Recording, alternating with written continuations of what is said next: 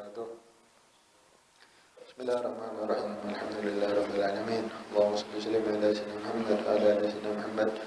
فاتحة إلى روح سيدنا رسول الله محمد بن عبد الله صلى الله عليه وسلم، إلى أرواح أخواننا من المسلمين وآل وصحبه أجمعين، ثم إلى روح سيدنا الله محمد بن عيسى المقدم محمد بن البعلاوي وجميع سادتنا الأنبياء الكافة بل الصالحين نصوص صاحب مراتب سنة الوفاء كتب الإشارة الحباب الله بن الحداد صاحب ألف الكتاب سنة الإمام الغزالي وأصول فلما شاخ من الحقوق يعني مجمعين من الله يعد درجات في الجنة، وأن الله كثير مثوباتهم وضاعف حسناتهم، أجعلنا من حزب من يفعنا بهم بعلم سرار في الدنيا والآخرة، ثم إلى أرواح والدينا ووالديكم ومشايخنا ومشايخكم ووالدنا ووالدكم مجمعين من الله تشب رحمة مغفرة، أن الله ثم إلى أرواح والدينا وأن الله اختم لنا بالحسنى وراض عنا، وإلى حضرة النبي محمد رسول الله صلى الله عليه وسلم.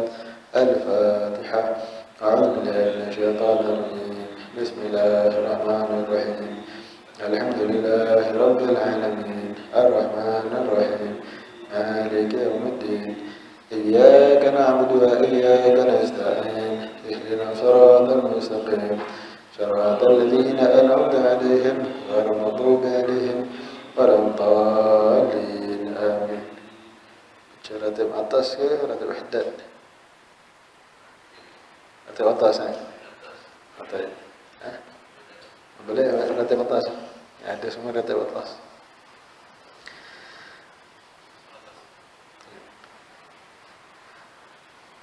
أعوذ بالله من الشيطان الرجيم. بسم الله الرحمن الرحيم. الحمد لله رب العالمين الرحمن الرحيم مالك يوم الدين إياك نعبد وإياك نستعين اهدنا صراط المستقيم صراط الذين أنعمت عليهم غير المغضوب عليهم ولا الضالين آمين. أعوذ بالله السميع العليم من الشيطان الرجيم. أعوذ بالله السميع العليم من الشيطان الرجيم. أعوذ بالله السميع العليم من الشيطان الرجيم. لو أنزلنا هذا القرآن على جبل لرأيته خاشعا متصدعا من خشية الله وتلك الأمثال نضربها للناس لعلهم يتفكرون. والله الذي لا إله إلا هو عالم الغيب والشهادة هو الرحمن الرحيم. والله الذي لا إله إلا هو الملك القدوس السلام المؤمن المهيمن العزيز الجبار المتكبر سبحان الله عما يشركون.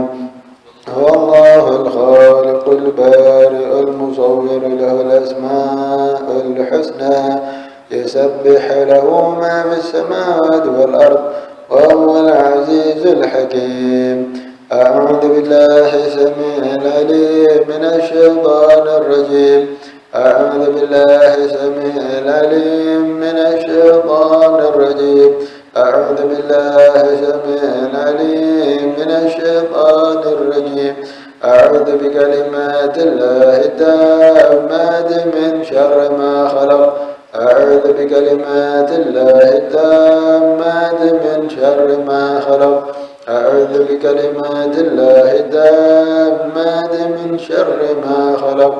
بسم الله الذي لا يضر مع اسمه شيء في الأرض ولا في السماء وهو السميع العليم. بسم الله الذي لا يضر مع اسمه شيء في الأرض ولا في السماء وهو السميع العليم. بسم الله الذي لا يضر مع اسمه شيء في الأرض ولا في السماء وهو السميع العليم. بسم الله الرحمن الرحيم. ولا حول ولا قوة إلا بالله العلي العظيم. بسم الله الرحمن الرحيم. ولا حول ولا قوة إلا بالله العلي العظيم. بسم الله الرحمن الرحيم. ولا حول ولا قوة إلا بالله العلي العظيم. بسم الله الرحمن الرحيم. ولا حول ولا قوة إلا بالله العلي العظيم. بسم الله الرحمن الرحيم. ولا حول ولا قوة إلا بالله العلي العظيم. بسم الله الرحمن الرحيم. ولا حول ولا قوة إلا بالله العلي العظيم.